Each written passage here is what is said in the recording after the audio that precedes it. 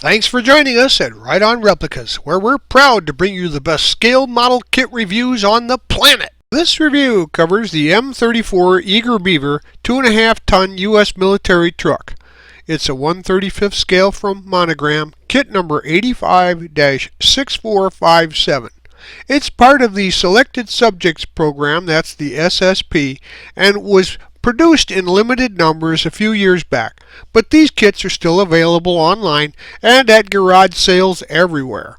Now, it's a skill level 2 kit for the intermediate builder and has 73 pieces molded in olive drab clear with black vinyl tires and water slide decals.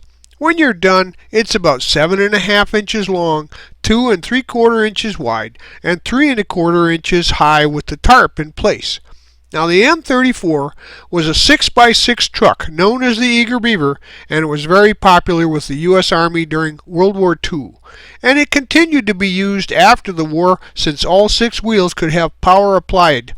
Now, this truck was a workhorse, and it could hold a maximum of 5,000 pounds, climb a grade of 64%, and ford a stream purportedly at 72 inches deep. Here are the contents for this kit. It comes in poly bags, and as you can see, it's got a small but usable number of decals with the stars and insignia, etc.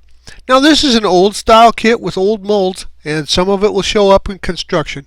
We'll be using mostly Model Master liquid cement for construction, occasionally super glue for strength where needed, and if you had any clear parts, we'd be using some white glue, and that's about the extent of it. So please make sure you follow the manufacturer's use and safety guidelines when you use any of the products that you see here in the review. So start by grabbing the windshield frame and the rear of the cab out of the kit, and they get painted Testors olive green along with the majority of the pieces for this kit. Now, the windows are cut to fit. These are an acetate film, and they can be glued into position with some clear window cement or white glue. Gather up these pieces, which are the 3 rear axles, the front axle assembly, and the drive shaft drivetrain, and the rear and right and left rear leaf springs. Now, they're all painted flat black. Now, the front axle assembly is glued to the drive shaft, and then both of the axles are glued to the drive shaft assembly. The left and the right leaf springs are then glued to the rear axles. Now, the 8 torque rods and the left and right front leaf springs are painted flat black, and then the whole frame is painted flat black with the front bumper being olive green. Now, the torque rods are glued to the left rear and spring, and then the left and right front leaf springs are glued to the frame. The drive shaft assembly then is glued to the frame and to the front leaf springs. For the interior, the floorboards are sprayed with the olive drab, and so are the seats, and then the rest of the part is brush painted with some olive green. Now, the gear shifter is painted olive green, and the knob portion is flat black. Now, the gear shifter can be glued to the floorboard, and then the cab rear is glued to the floorboard in the back.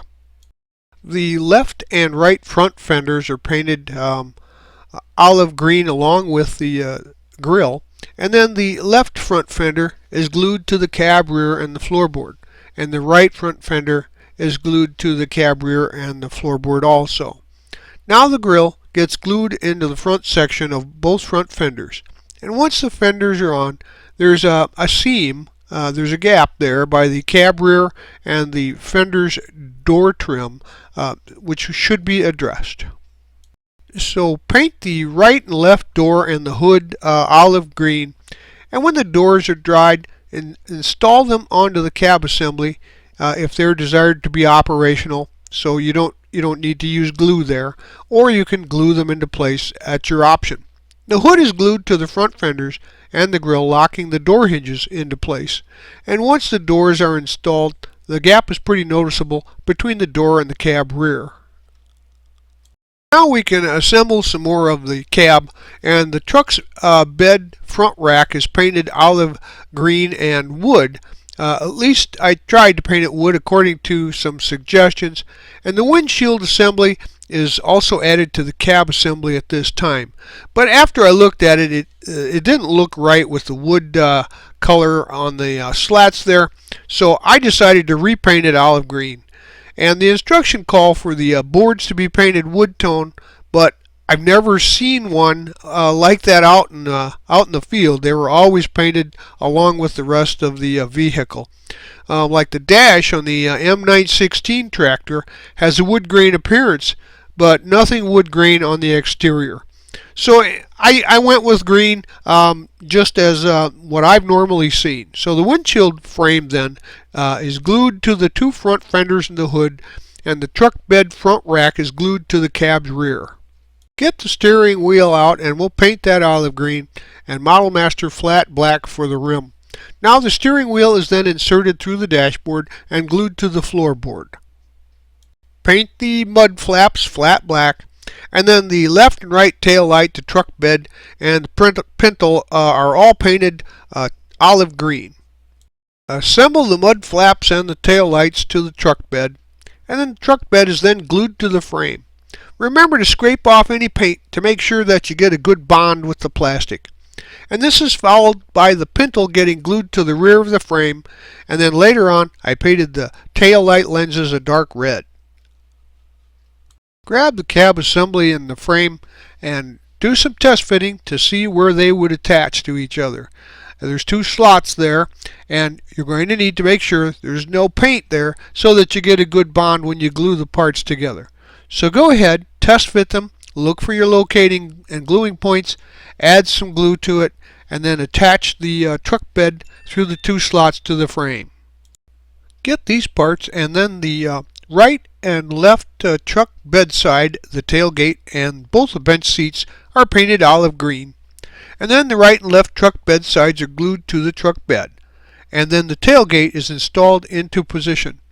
Now, if the tailgate is to be operational, you won't need any glue, and just keeps it in place there in the slots that are provided so that you can remove it if you like.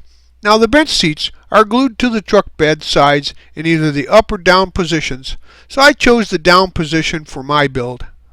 So grab the gas can and the cab roof, and when I went to test fit the cab roof, I noticed that there was a gap there, a slight warp, either to the frame or the top, the roof itself, which seemed more likely. But nonetheless, that shouldn't be there, so we'll have to address that. So glue the gas can to the left side step area of the cab assembly.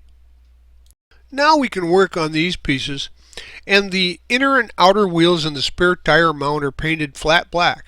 Then the gas tank is painted olive green, and the outer wheels are installed into the tires, and then the inner wheel is installed into the tire, and they're glued to the outer wheels on the other side.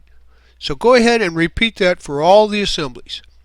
Then the tires can be added to the vehicle, and if you want the tires to be able to rotate, don't glue them, and just snap them into place. Otherwise, if you want a good stable position and you don't want them to roll off your shelf, glue them into place.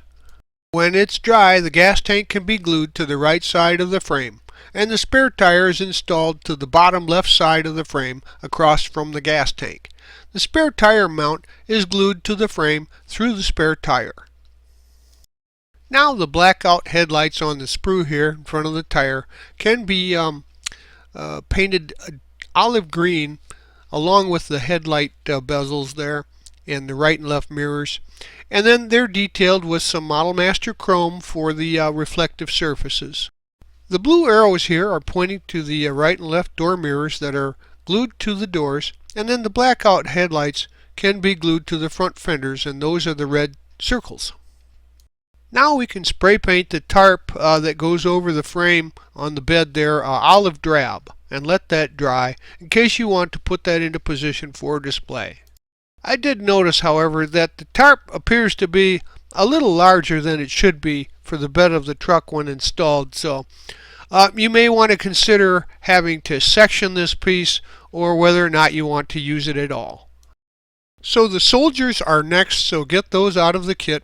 And I spray painted the units olive drab, and then Tester's olive green was used for the helmets, flat black for the boots and the radio, and some gunmetal for the rifles and the bazooka. And I used a little bit of flat brown for the rifles to give a wood tone, and then some flat flesh for the hands and face. I glued the soldiers to their bases, and then I painted it with some white glue and sprinkled it with a little diorama grass to give it a realistic appearance. I decided to clean some things up when I installed the crew members into the cab. I put a bead of super glue along the top ridge here, and then I put rubber bands around it to hold it into place until the gap between the roof and the windshield was eliminated. And then it seemed like a good time to tackle that floorboard to cab gap, so I corrected that by using a little squadron putty. It's a green putty, you can see it here. And for the repair, you just put a little into the gap and let it dry, and then sand it smooth and repaint it. And because it's olive drab, we just used a little touch-up bottle paint for that, and it came out very nice. Now it's time to apply the decals to the truck. So decal 1 is applied, the star there, to both the left and right doors, and then 10 and 11 are applied to the left and right front fenders. Now the rest of the decals go on very well. Just use the instructions and the box art to see where they're located, but they're fairly authentic, so go ahead and put those into place. Use plenty of warm water. Shouldn't need any decal setting solution for these, as they're on relatively flat surfaces. Well, there you have it. Your model is complete, along with some ready crew members. It looks like they're headed for action. Now this kit was fun to build, and it's nice that it can be modified in some ways, like with the up top canvas cover and variations on the seating.